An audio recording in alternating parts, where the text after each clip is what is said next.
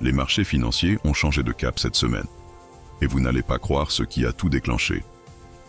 Le président de la Fed, Jerome Powell, a laissé entendre une possible baisse des taux. Et les marchés mondiaux se sont immédiatement envolés. Ce que ça signifie pour votre argent, votre stratégie, votre avantage concurrentiel, vous ne l'entendrez pas sur BFM Business. Weekly Market Update est le podcast où deux intelligences artificielles, supervisées par un ancien gérant de portefeuille senior, décryptent l'essentiel de l'actualité économique mondiale. On vous livre ce qui compte pour rester en avance sur les marchés. Ne passez pas à côté. Écoutez l'épisode complet maintenant, avant que tout le monde ne le fasse. Bienvenue dans notre analyse hebdomadaire des marchés mondiaux. Une semaine qui a démarré un peu difficilement, on peut dire, mais qui s'est terminée sur une note très positive. Tout ça propulsé par un changement de ton assez notable de la Réserve fédérale américaine. On va regarder ça de plus près. Alors, au programme aujourd'hui, un tour complet des performances des événements clés aux États-Unis, en Europe, au Royaume-Uni aussi, Japon, Chine, un vrai tour du monde. Ensuite, on se projette sur la semaine prochaine, l'agenda économique, ce qu'il faut avoir en tête. Et pour finir, un point crucial, les 5 risques majeurs que les investisseurs doivent absolument surveiller. Prêt? On y va. Commençons par les États-Unis. Le Dow Jones, nouveau record. Il clôture la semaine en hausse de 1,5% à 45 631 points. C'est solide. Oui, très solide pour le dos. Ce sont les moyennes et petites capitalisations, non? Le S&P Mid Cap 400 grimpe de 2,6% et le Russell 2000 carrément plus 3,3%. Et effectivement, c'est là que ça s'est joué en grande partie.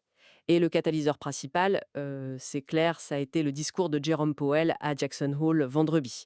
Il a eu un ton beaucoup plus accommodant, ce qu'on appelle dovish. Oui, Il a reconnu, et c'est important, les risques qui augmentent sur le marché du travail. Et il a aussi dit que l'inflation, bon, elle est toujours là, mais peut-être qu'elle ne justifie plus une politique aussi restrictive. il a même été plus loin, non? Oui, il a carrément ouvert la porte à d'éventuelles baisses de taux. Il a utilisé l'expression maybe warranted, pourrait être justifié. C'est un signal fort quand même. Ah oui, un changement de ton assez net par rapport au dernier mois. Et j'imagine que les marchés, ils n'ont pas attendu une seconde pour réagir. Non, la réaction a été immédiate. Vendredi, forte hausse, particulièrement, comme vous le disiez, sur les valeurs dites value et les petites capitalisations. Hmm. Le S&P 500, du coup, il a stoppé une série de 4 jours de baisse. Et même les obligations du Trésor ont progressé, ce qui a fait baisser les rendements, surtout sur les échéances courtes. Résultat des courses, les marchés estiment maintenant à 83,1% la probabilité d'une baisse de taux dès la prochaine réunion de la Fed mi-septembre. C'est énorme comme anticipation. C'est très fort, oui. On note aussi, vous l'avez dit, que c'est la deuxième semaine de suite que la value fait mieux que la growth, avec l'énergie, la finance, les matériaux en tête. Et il y a eu aussi un petit signe d'amélioration du côté de l'immobilier. Oui, une petite hausse, plus 2,0% des ventes de logements existants en juillet. C'est un léger mieux, mais faut pas s'emballer non plus. Le marché reste tendu. D'ailleurs, il y a quand même des ombres au tableau, hein. Les inscriptions hebdomadaires au chômage, par exemple, elles ont augmenté plus que prévu, 235 000. Ah oui. Et les demandes continues, elles frôlent les 2 millions. Ça montre bien qu'il y a une tension sur l'emploi. C'est un peu ce que Powell a pointé du doigt, en fait. Mais en même temps, l'activité économique globale, elle a l'air de plutôt bien tenir, non? Contradictoire. C'est ça qui est paradoxal. On a eu une bonne surprise avec les indices PMI.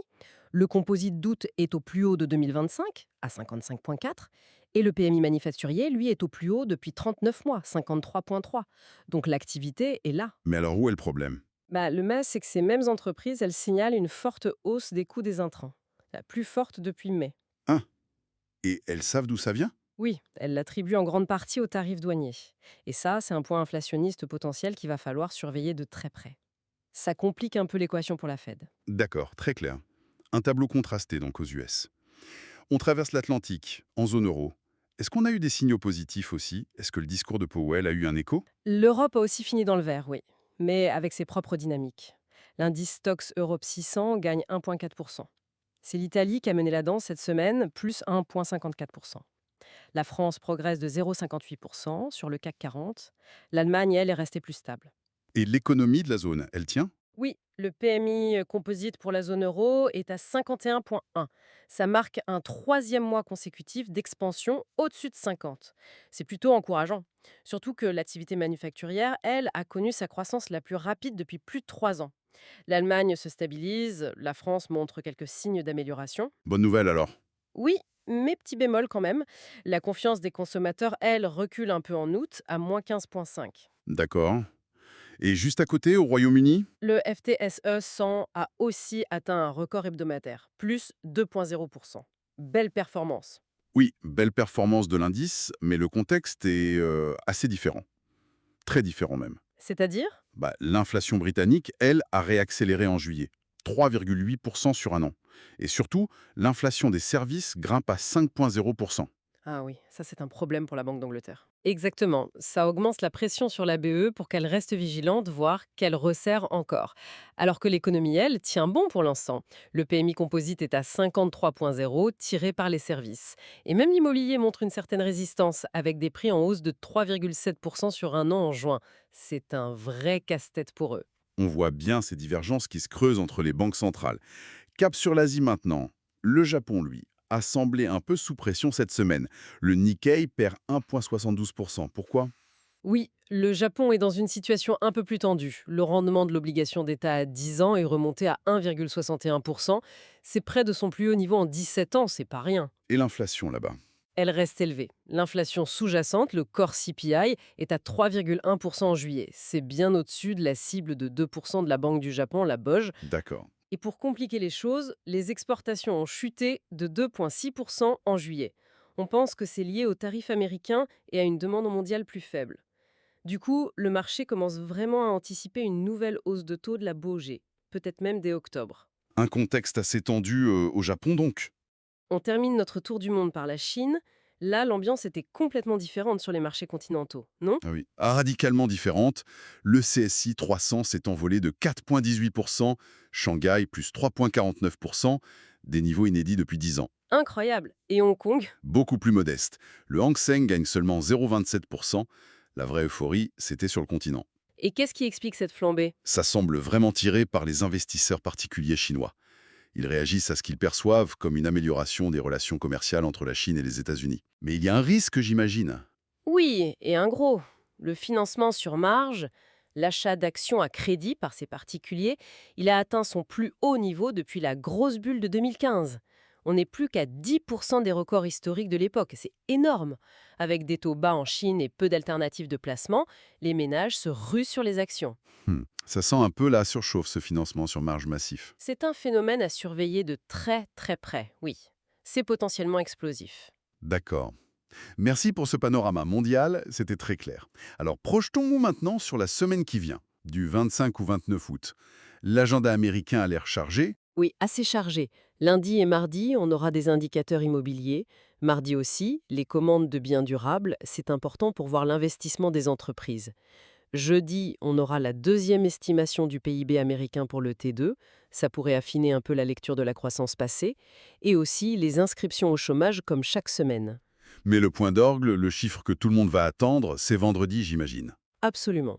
Vendredi, c'est la publication de l'indice des prix PCE, Personal Consumption Expenditures. La mesure d'inflation préférée de la Fed. Exactement. C'est celle qu'elle regarde le plus. Notamment la version Core, hors énergie et alimentation. Ce chiffre sera absolument crucial. Il va confirmer ou infirmer le scénario de baisse de taux en septembre que Powell a laissé entrevoir. Et le même jour, on aura aussi la confiance des consommateurs de l'Université du Michigan en version finale. Très bien. Et en Europe, qu'est-ce qu'on surveille la semaine prochaine? Lundi, l'indice IFO du climat des affaires en Allemagne, c'est toujours très suivi. Mercredi, la confiance des consommateurs allemands, l'indice GfK. Et vendredi, attention, on aura les chiffres flash, les premières estimations de l'inflation pour août en France, en Italie et en Allemagne. Très important pour la BCE, ça. D'accord. Et un dernier mot sur l'Asie. Au Japon, vendredi aussi, on aura la confiance des consommateurs pour le mois d'août. Parfait. On a l'agenda. Venons-en maintenant au point de vigilance. Après une semaine où l'optimisme est revenu, grâce à la Fed, quels sont les principaux risques, les dangers potentiels à avoir en tête, si on devait en identifier 5? Alors, le premier risque, le plus immédiat, c'est une mauvaise surprise sur l'inflation américaine vendredi, l'indice PCE. Oui. Si les chiffres sont plus élevés qu'attendus, surtout le corps, ça pourrait vraiment doucher les espoirs de baisse de taux en septembre. Et là, attention à la volatilité qui pourrait revenir en force sur les marchés actions et obligations. C'est le risque numéro 1 à court terme. D'accord, l'inflation PCE vendredi, deuxième risque. Une détérioration plus marquée, plus rapide que prévu du marché du travail américain. Powell l'a mentionné comme une justification possible pour baisser les taux. Si les prochains chiffres de l'emploi sont vraiment mauvais, ça pourrait, certes, conforter la Fed dans son virage dovish, mais ça pourrait aussi faire ressurgir les craintes de récession. C'est un équilibre délicat. Compris. Troisième point. Troisièmement, la persistance des pressions sur les coûts à cause des tarifs douaniers. On l'a vu, les entreprises américaines s'en plaignent dans les enquêtes PMI. Si ces coûts continuent d'augmenter, soit les entreprises les répercutent et ça nourrit l'inflation, soit elles ne peuvent pas et ça pèse sur leurs marges. Dans les deux cas, c'est négatif et ça complique la tâche des banques centrales. Logique. Quatrième risque. Quatrièmement, il faut vraiment garder un œil sur la Chine. Sur la nature de ce rallye boursier, qui est très alimenté par l'effet de levier, le financement sur marge, Oui, vous l'avez souligné tout à l'heure. on sait comment ça peut finir ces histoires-là. Un retournement de sentiment des investisseurs particuliers, ou même une action des régulateurs pour calmer le jeu, et ça pourrait déclencher une correction très rapide, avec un risque de contagion aux autres marchés émergents. Il faut être très prudent là-dessus. Très clair. Et le cinquième et dernier risque majeur. Enfin, cinquièmement, c'est la divergence croissante des politiques monétaires dans le monde. On a la Fed qui envisage de baisser ses taux, la Banque du Japon qui est sous pression pour les augmenter, la Banque d'Angleterre qui se bat toujours avec une inflation élevée. Chacun sa route. Exactement. Et cette désynchronisation, ça crée de la volatilité sur les marchés d'échange, ça peut perturber les flux de capitaux internationaux et ça augmente le risque d'erreur de politique monétaire. C'est un environnement complexe à naviguer pour les banques centrales. Excellent résumé de ces points de friction potentiels. Donc, pour conclure, on retient que, oui, le changement de ton de Powell a redonné de l'élan au marché, surtout à la value, aux petites capitalisations. Mais la partie est loin, très loin d'être gagnée. Mais non, pour voir si le marché a eu raison de s'enthousiasmer si vite. Et puis, il faudra continuer à suivre de près ce qui se passe en Europe et au Japon, où les situations sont quand même très différentes. Cette désynchronisation mondiale, c'est vraiment le thème clé du moment. Et peut-être une dernière réflexion pour la route. Les marchés célèbrent une Fed potentiellement plus souple, prête à aider l'économie. Mais est-ce que le vrai frein caché, le vrai risque de fond, ce ne serait pas cette hausse des coûts de production, exacerbée par les tensions commerciales, les tarifs? Est-ce que ce n'est pas ça qui pourrait vraiment limiter la croissance mondiale et obliger les banques centrales à un numéro d'équilibriste encore plus périlleux qu'on ne l'imagine? Ça nous laisse de quoi réfléchir jusqu'à la semaine prochaine. Vous êtes encore là? Alors vous êtes des nôtres, ceux qui veulent vraiment comprendre les marchés. Si ça vous a fait réfléchir autrement, likez, partagez et abonnez-vous. Des marchés plus intelligents ont besoin d'esprits plus affûtés. Développons ça ensemble. Nouveaux épisodes IA chaque semaine. Et si ce podcast parlait de votre secteur? Imaginez ce niveau d'analyse propulsé par l'IA, mais adapté à votre entreprise. Que vous gériez des actifs, suiviez les politiques économiques ou dirigiez une équipe agile. Nous créons des podcasts sur mesure pour les décideurs comme vous. Contactez-nous. Construisons le vôtre.